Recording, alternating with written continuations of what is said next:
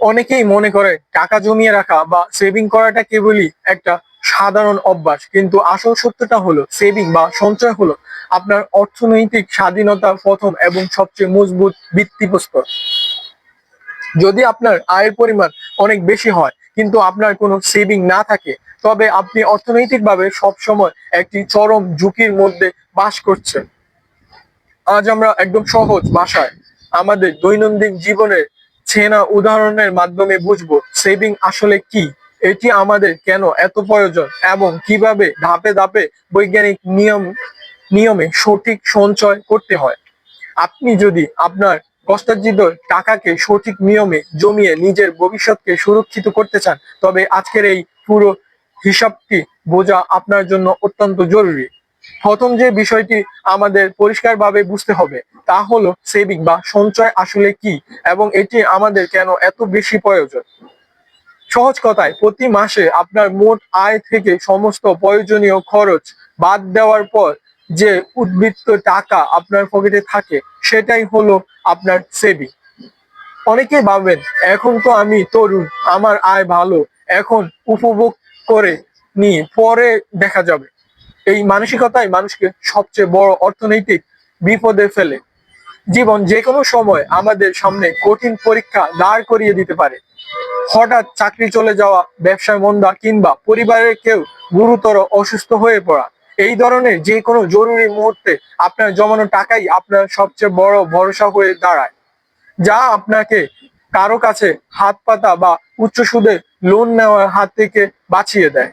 তাই সেভিং কেবল টাকা জমানো নয়, এটি মূলত আপনার এবং আপনার পরিবারের মানসিক শান্তি এবং নিরাপত্তার একটি শক্তিশালী গ্যারান্টি। এবার আসি সেভিং করার সেই 4টি থেকে 5টি গুরুত্বপূর্ণ ধাপে, যা মেনে চললে আপনার সঞ্চয় করার প্রক্রিয়াটি অনেক সহজ এবং নিয়মতান্ত্রিক হয়ে উঠবে। প্রথমত, বাজেট তৈরি করা এবং খরচ ট্র্যাক করা। আপনি প্রতি মাসে ঠিক কোথায় কত টাকা খরচ করছেন তার একটি নিখুঁত হিসাব রাখুন, কারণ না দেখে টাকা খরচ করলে মাস শেষে পকেট শূন্য হতে বাধ্য। দ্বিতীয়ত, জরুরি তহবিল বা ইমার্জেন্সি ফান্ড গঠন করা।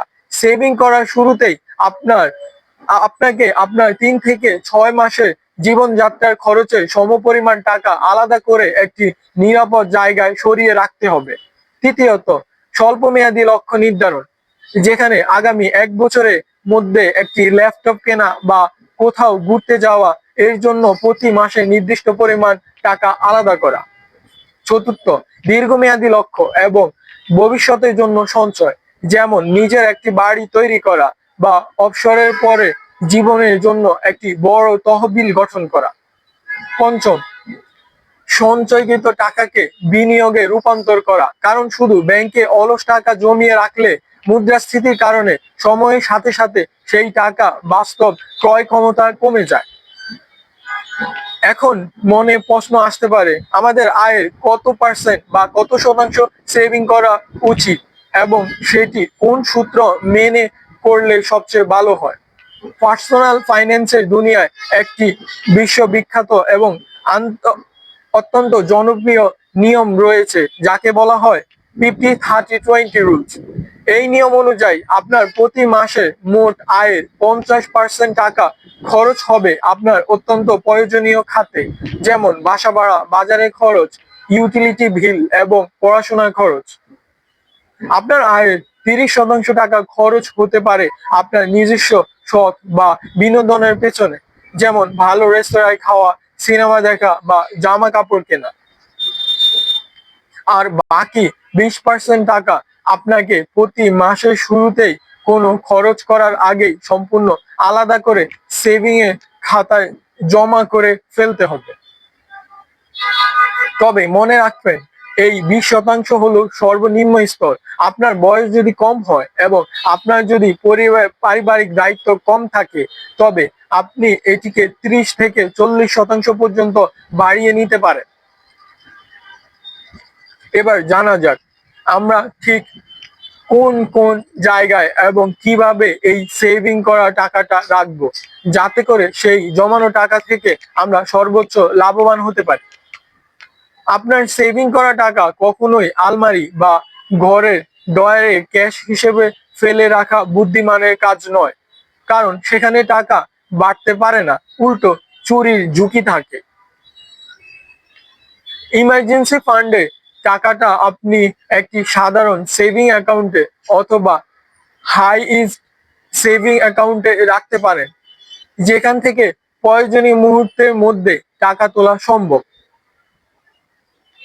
আর আপনার মাধ্যমে এবং দীর্ঘ মেয়াদি সেভিং এ টাকাগুলো রাখার জন্য সবচেয়ে ভালো জায়গা হলো ব্যাংকের ফিক্সড ডিমান্ড বা এফডি বা ডিপিএস, অর্থাৎ সরাসরি সঞ্চয়পত্রে। এই খাতগুলোয় টাকা রাখলে আপনার আসল টাকা যেমন শতভাগ নিরাপদ থাকে, তেমনি প্রতি বছর ব্যাংক থেকে একটি নির্দিষ্ট হারে মুনাফা বা লাভ আপনার অ্যাকাউন্টে যোগ হতে থাকে। এবার আমরা আলোচনা করব একটি অত্যন্ত গুরুত্বপূর্ণ মনস্তান্ত্রিক বিষয় নিয়ে। কত বেশি সেভ করলে আপনি বাস্তব জীবনে ক্ষতিগ্রস্ত হতে পারেন। শুনতে অবাক লাগলো, এটি সত্যি। প্রয়োজনের চেয়ে অতিরিক্ত সঞ্চয় করা বরং জীবনে সমস্ত আনন্দ উপভোগ বিসর্জন দেওয়া এক ধরনের অর্থনৈতিক রোগ।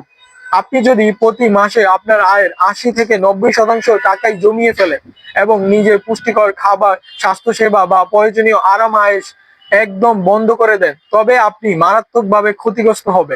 চরম কৃপণতার কারণে টাকা জমানো আপনার বর্তমান জীবন বিষাদময় হয়ে উঠবে, মানসিক চাপ বাড়বে এবং একসময় স্বাস্থ্যের অবনতি হয়ে হাসপাতালের বিল পরিশোধ করতে হবে আপনার প্রচুর পরিমাণ।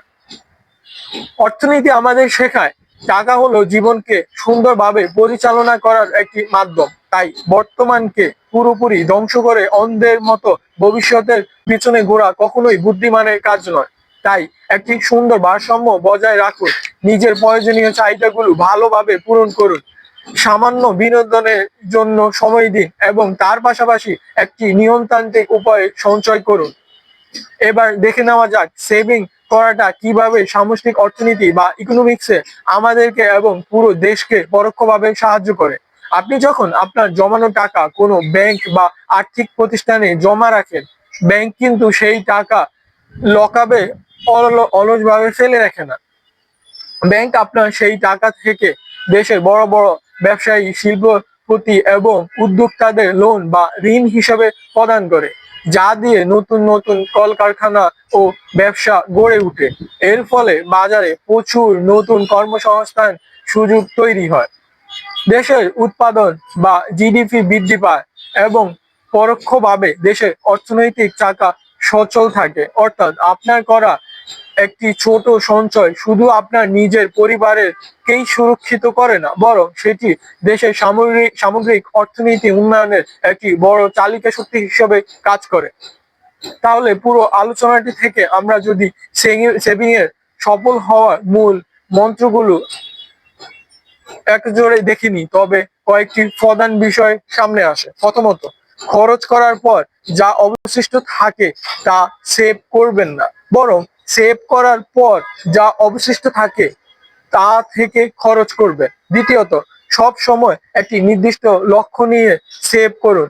লক্ষ্যহীন সঞ্চয় বেশি দিন স্থায়িত্ব হয় না এবং মাঝপথে মানুষের ধৈর্য হারিয়ে ফেলে।